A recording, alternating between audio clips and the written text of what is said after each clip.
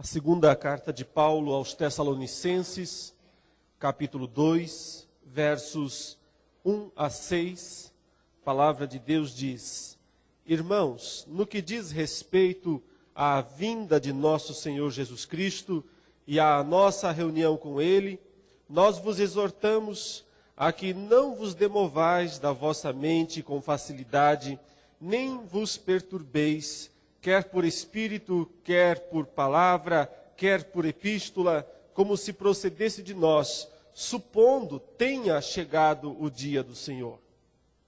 Ninguém de nenhum modo vos engane, porque isto não acontecerá sem que primeiro venha a apostasia e seja revelado o homem da iniquidade, o filho da perdição, o qual se opõe e se levanta contra tudo que se chama Deus ou é objeto de culto, a ponto de assentar-se no santuário de Deus, ostentando-se como se fosse o próprio Deus. Não vos recordais de que ainda convosco eu costumava dizer-vos estas coisas? E agora sabeis o que o detém, para que ele seja revelado somente em ocasião própria. Até aí, meus irmãos, a palavra de Deus, continuando os nossos estudos a respeito da segunda vinda de Jesus e sobre as passagens bíblicas que principalmente focalizam as verdades a respeito dos últimos dias, nós encontramos uma constante em quase todas as passagens bíblicas que anunciam a vinda de Jesus.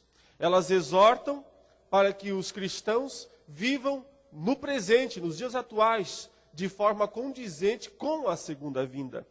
Nunca é uma mensagem alienadora, nunca é uma mensagem que produz algum tipo de afastamento ou desengajamento das funções humanas. Ao contrário, sempre mostrando que, para que estejamos preparados para o dia do Senhor, nós temos que viver agora, no presente, uma vida condizente com os planos de Deus. Paulo escreveu 2 cartas aos Tessalonicenses, uma igreja na cidade de Tessalônica, com o objetivo de corrigir alguns problemas, alguns entendimentos errados a respeito da segunda vinda de Jesus. Basicamente, havia aqui 2 erros, 2 problemas que as 2 cartas tratam, mais especificamente esta, a segunda carta. Havia uma notícia naqueles dias, por volta do ano 50, então calcule aí o tempo. Jesus foi crucificado aproximadamente no ano 30. A primeira carta de Paulo aos Tessalonicenses foi escrita por volta do ano 50, então apenas 20 anos depois. Tanto é que as 2 cartas, 1ª e 2ª Tessalonicenses, são provavelmente as cartas mais antigas do apóstolo Paulo, as primeiras que ele escreveu. Ele estava morando ou passando um tempo na cidade de Corinto. E de lá ele escreveu para os Tessalonicenses. Por quê? Porque uma notícia estava circulando naqueles dias na cidade de Tessalônica que Jesus já havia voltado. Ele já havia voltado, estavam falando isso por lá. Jesus já voltou, ele voltou. Mas onde? Onde ele está? Para quem que ele veio? Foi uma volta secreta? Como foi isso? Eles estavam enfrentando uma terrível perseguição, um momento de muita dificuldade para sustentar a fé. E no meio de toda aquela turbulência social, de toda aquela dificuldade de viver o cristianismo, então se começou a pensar, só pode que Jesus já voltou e nós estamos aqui no pior período, no momento mais difícil da nossa história. Então, para corrigir este erro, essa interpretação errada, é que Paulo escreveu essa carta.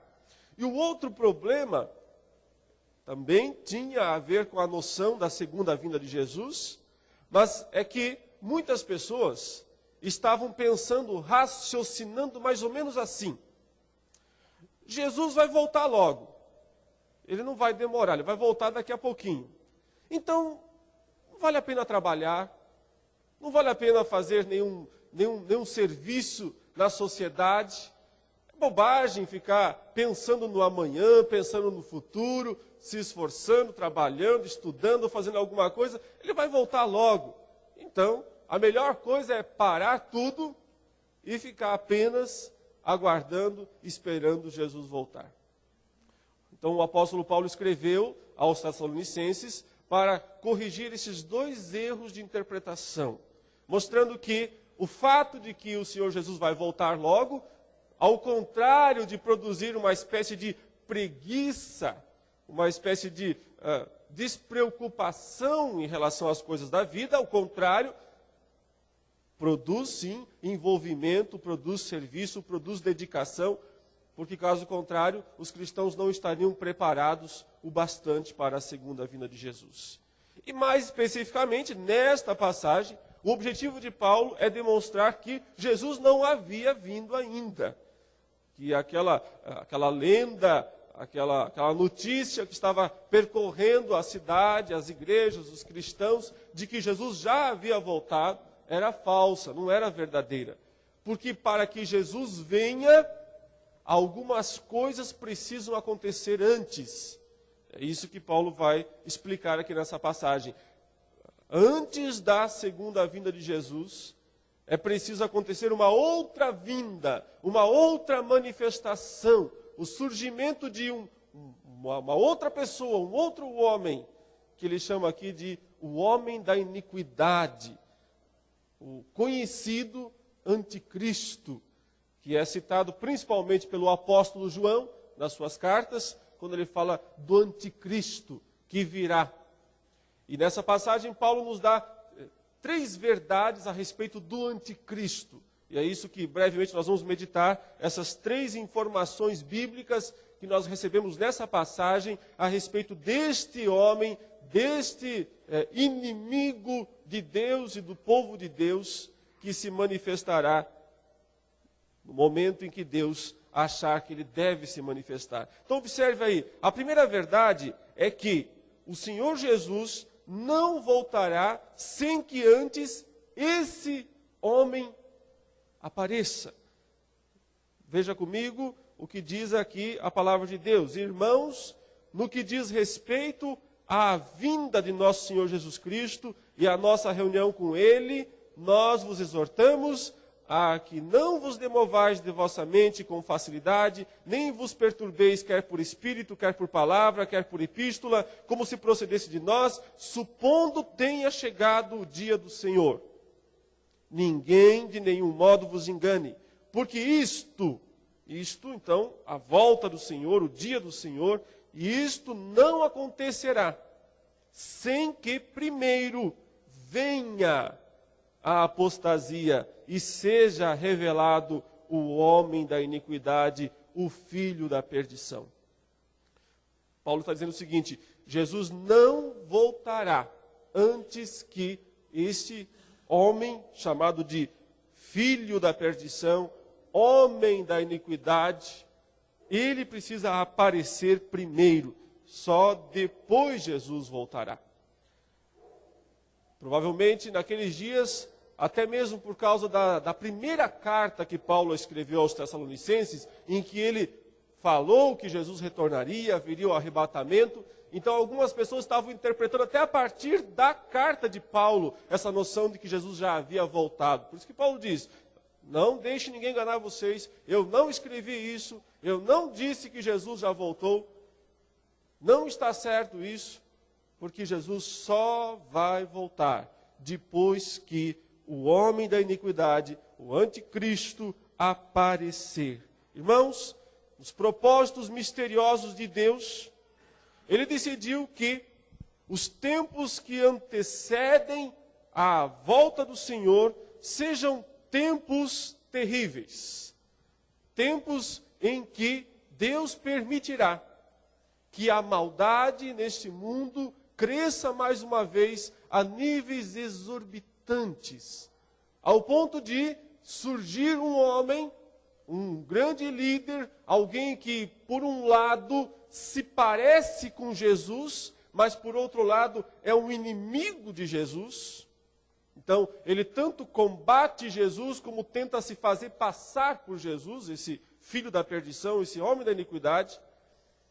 Deus permitirá que o mundo esteja num estágio tão terrível, em que a corrupção, em que a maldade do homem na terra estará num nível tão alto, que o surgimento deste líder será algo natural, algo possível.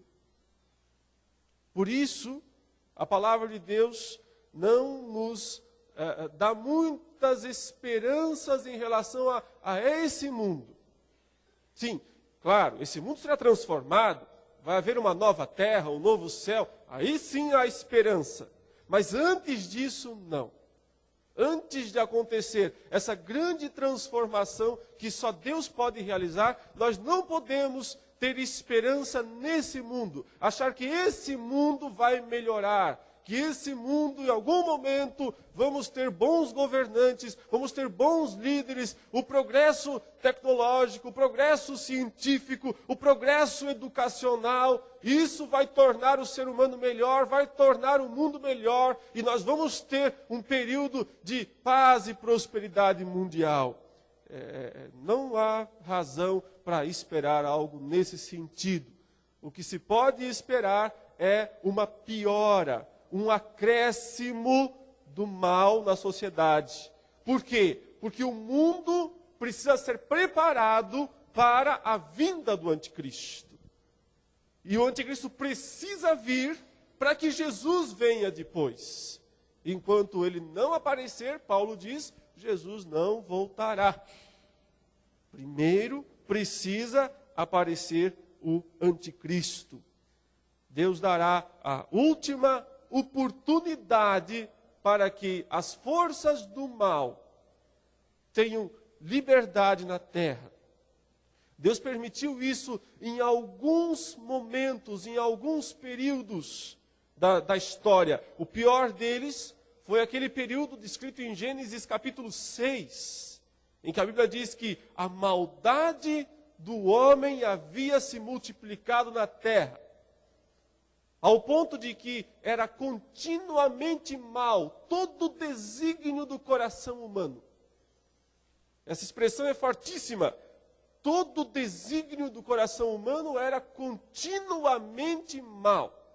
E então Deus decidiu exterminar com a raça humana através do dilúvio. É assim que a palavra de Deus relata os acontecimentos daquele período. O que se pode esperar, portanto, é uma volta àquele estágio em que o mundo se torna, mais uma vez, absolutamente corrupto. Note bem, corrupto sempre foi, pecado sempre houve, maldade sempre houve na terra. O que estamos falando é de uma multiplicação disso, de uma intensificação destas coisas, que é o reino do anticristo, preparar o reino para o aparecimento do anticristo.